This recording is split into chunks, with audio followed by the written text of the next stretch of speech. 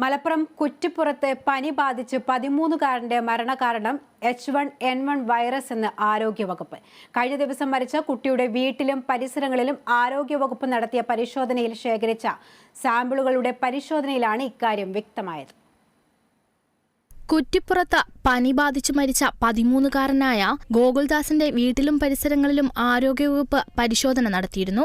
ഇവിടെ നിന്ന് ശേഖരിച്ച സാമ്പിളുകളും ചികിത്സാ വിവരങ്ങളും പരിശോധിച്ചതിൽ നിന്നാണ് ആരോഗ്യവകുപ്പ് ഇത്തരമൊരു നിഗമനത്തിലെത്തിയത്. വിദ്യാർത്ഥിയുടെ മരണകാരണം H1N1 വൈറസ് ആണെന്നാണ് ജില്ലാ മെഡിക്കൽ ഓഫീസർ പറഞ്ഞത്.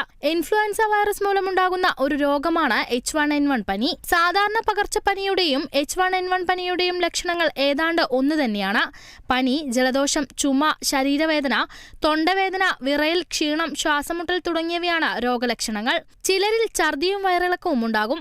രോഗി തുമ്മുമ്പോഴും ചുമയ്ക്കുമ്പോഴും അന്തരീക്ഷത്തിലേക്ക് വ്യാപിക്കുന്ന വൈറസ് ശ്വസിക്കുമ്പോഴും വൈറസിനാൽ മലിനമാക്കപ്പെട്ട വസ്തുക്കളുമായി സമ്പർക്കമുണ്ടാകുമ്പോഴുമാണ് രോഗവ്യാപനം ഉണ്ടാകുന്നത്. കടുത്ത പനി, ചുമ, കടുത്ത തൊണ്ടവേദന എന്നീ രോഗലക്ഷണങ്ങൾ പ്രകടമായാൽ ചികിത്സ തേടണമെന്ന് ആരോഗ്യവകുപ്പ് അറിയിച്ചു. ശക്തമായ തലവേദന, മയക്കം, അപസ്മാരം, ശ്വാസമുട്ടൽ എന്നിവ ഉണ്ടായാൽ അടിയന്തരമായി വൈദ്യസഹായം തേടണം.